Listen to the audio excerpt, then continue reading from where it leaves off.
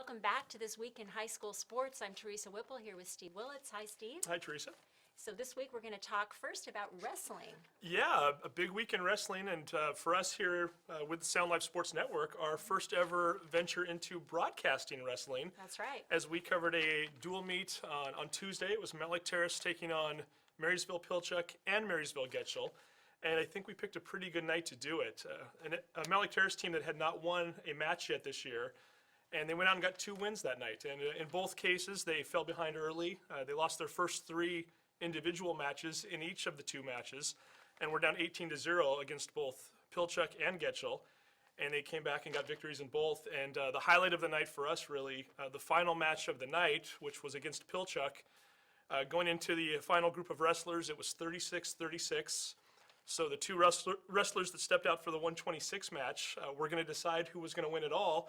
And Machaba Obasaba, we hope we got his name right. Very good. He gets a pin in the second round. He was actually down on points, gets the pin, and Mountlake Terrace gets the victory. So it was a good night for the Hawks. And if folks want to check that out, they can go to the SoundLifeSportsNetwork.com, and the broadcast is actually archived there if people missed it and they want to see the wrestling match. So Absolutely, well worth checking out. right. And so basketball, you were at some games last week. What's happening there? We were. I want to cover one more thing with wrestling first before we forget. Right, So yeah. definitely want to. We don't want to leave out Edmonds-Woodway because it was a huge week for them. Twice this week, really. Last week they hosted the Edmonds Invitational Tournament. 21 teams from all around the state showing up for this tournament, and Edmonds-Woodway took 3rd overall. A great night for some of the individuals as well. We had 3 different wrestlers from the Warriors who took the titles in their weight classes. Sadat Kanye won the 126-pound. Mason McDonald won the 170, and Spencer Schultz took the 195. Edmonds-Woodway then hosted a dual meet during the week, and they beat Oak Harbor and Stanwood rather easily. And then this past weekend, they went down to Oregon and participated in the Rose City Championship, which is a fairly prestigious wrestling meet that takes place down in Oregon, brings in teams from all around the West Coast.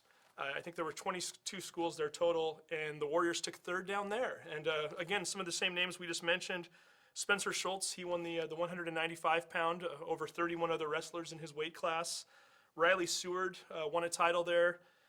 The aforementioned Mason McDonald took 2nd place in his weight class, and then we had 3 different wrestlers who finished in the semifinals. It was Abduli Jada, Sadat Kanye, and Abrima Fati. So nice job by the Warriors all week on the mats. That's great. And I know that at least a few of those names were at the state tournament last year, and I'm guessing they'll be going back this coming year. They're going to have a very good chance to get back, and when you can go down and you can participate in some of these higher level meets or matches, and you can place as well as they are. I have a feeling quite a few of those names are going to be in the Tacoma Dome come February. Great. Well, thanks for that update. And now let's move to basketball. Sure. What did you see this past week on the court? A little bit of everything. Some teams obviously fared better than others. Definitely looking like the Edmonds-Woodway Warriors boys team is going to be a very strong team this year. They had 2 wins this week. One was against Kamiak, a nice 23-point victory. And then they won the famous rubber chicken match, rubber chicken game. Always a favorite. Always a favorite if you're from Edmonds-Woodway or Meadowdale. More so if you're from Edmonds-Woodway this year. They won that game 90-58. Some really nice performances all around. Jordan Rice, who I believe we have a picture of that we're putting up on the screen right now. He was very strong. He was in double figures by the end of the first half. Noah Becker ended up with 20 points. I think he had 4 3-pointers down the stretch. And just a very well-rounded game by the Warriors.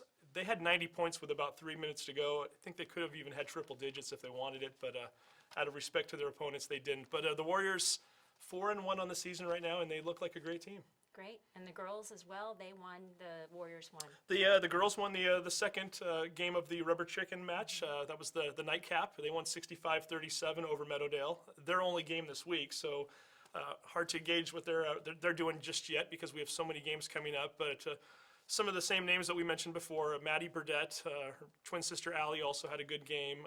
Missy Peterson, who I think we have another picture of right there. There's Missy doing her thing.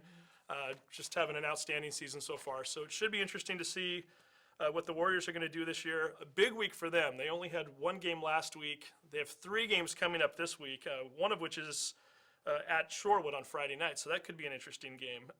And to go through some of the other girls' teams right now, Lynnwood, who again, state champions last year, had a very easy time against Snohomish earlier in the week, which surprised me a little bit. Yeah, we thought that was going to be a competitive game. We thought it could be. Suspected it might be. We thought it could be a competitive game indeed, because of the fact that Snohomish does have two Division I prospects on their team. Madeline Smith, who's already committed to going to Montana State next year. Madison Pollock is going to go to the University of San Diego.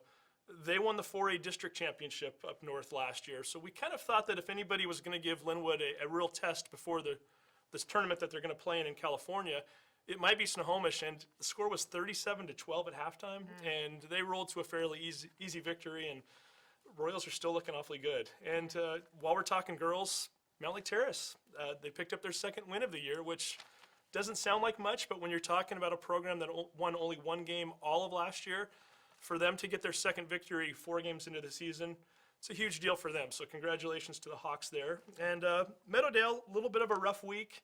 Unfortunately for their girls program, I think it's going to get a little bit rougher. They've got 2 games coming up this week.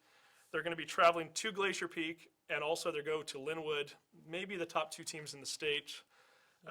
Not the way that they wanted to see their mid-December go, but certainly they're a team that looks like they could have a nice season, and it just might be a little bit of a rough go this coming week. Well, everybody has a building year or two, and that's probably where the Mavs are this time around. They are, but you know what? I watched the first half of the Rubber Chicken game, and I thought they had some promising players on that team. I mean, I think we mentioned a couple of the players last week, and Teckle and Wilson, and certainly Honeywell and a few others.